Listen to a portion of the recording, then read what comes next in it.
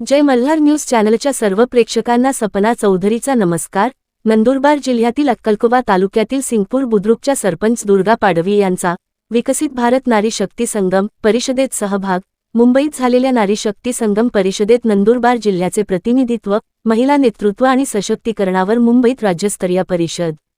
नंदुरबार जिल्ह्यातील अक्कलकोवा तालुक्यातील ग्रामीण भागातील महिलांचे नेतृत्व अधिक सक्षम आणि प्रभावी करण्याच्या उद्देशाने मुंबई येथे विकसित भारत नारी शक्ती संगम या राज्यस्तरीय परिषदाचे आयोजन करण्यात आले होते। रामभाऊ म्हाळगी प्रबोधिनी यांच्या वतीने आयोजित या परिषदेत राज्यातील विविध जिल्ह्यांमधून महिला लोकप्रतिनिधींनी मोठ्या उत्साहात सहभाग नोंदवला। या परिषदेत नंदुरबार जिल्ह्यातील अक्कलकोवा तालुक्यातील सिंगपूर बुद्रुक गावाच्या लोकनियुक्त सरपंच दुर्गा प्रदीप पाडवी यांनीही सहभाग घेत ग्रामीण भागातील महिलांच्या नेतृत्वाचा ठसा उमटवला। 8 मार्च 2026 रोजी आयोजित या परिषदेत महिलांचे नेतृत्व, सामाजिक परिवर्तन आणि राजकीय क्षेत्रातील महिलांची वाढती भूमिका या विषयांवर विविध सत्रांमध्ये सखोल चर्चा करण्यात आली। महिलांना निर्णय प्रक्रियेत अधिक संधी मिळाव्यात, ग्रामीण भागातील महिलांनी नेतृत्व स्वीकारून समाजाच्या विकासात सक्रिय भूमिका बजावावी यावर या परिषदेत विशेष भर देण्यात आला।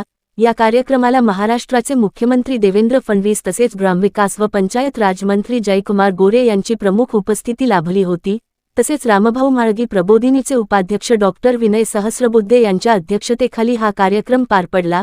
राज्यातील विविध भागांतून आलेल्या महिला लोकप्रतिनिधींनी आपल्या अनुभवांची देवाणघेवाण करत ग्रामीण विकास, महिला सशक्तीकरण आणि सकारात्मक सामाजिक बदलासाठी एकत्रितपणे काम करण्याचा निर्धार व्यक्त केला। या परिषदेत सहभागी होत सिंगपूर बुद्रुकच्या सरपंच दुर्गा प्रदीप पाडवी यांनी नंदुरबार जिल्ह्याचे प्रतिनिधित्व करत ग्रामीण महिलांच्या सशक्तीकरणाचा संदेश दिला। सपना चौधरी, जय मल्हार न्यूज, नंदुरबार।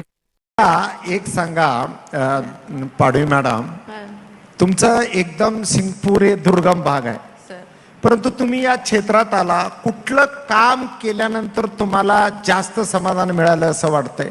सर, आमच्या ग्रामपंचायत मध्ये एक मांडवी आंबा म्हणून गाव आहे।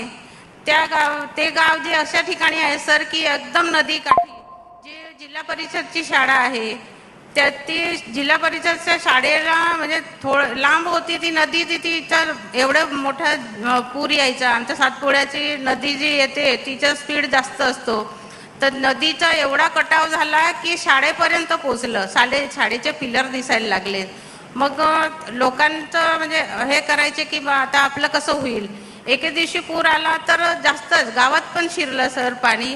तर मी सोमावल राजेश पाडवी आमदारांचं गाव, त्याच्यावरून आम्हाला फिरून जावं लागतं। मी जेव्हा जेव्हा पूर यायचा सर त्या मांडवी आंबा गावात जाऊन उभं राहायची। तुम्ही वाहून गेले तर मी पण वाहून जाईल, पण तुम्ही घाबरू नका।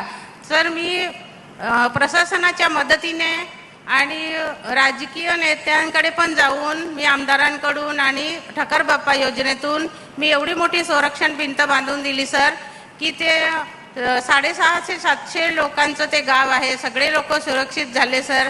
ते मला सर्वात म्हणजे माझ्या मनालाही समाधान आहे आणि एवढं मोठं काम आणि एवढे मोठं संरक्षण भिंत बांधल्याचं मला पण अभिनंदन। दुर्गाताई, मला माहित आहे की मी त्यातला जिल्हाधिकारी राहिलेला आहे, किती दुर्गम भाग आहे, त्याच्यामध्ये तुम्ही किती वर्ष प्रलंबित असलेलं ते काम केलं।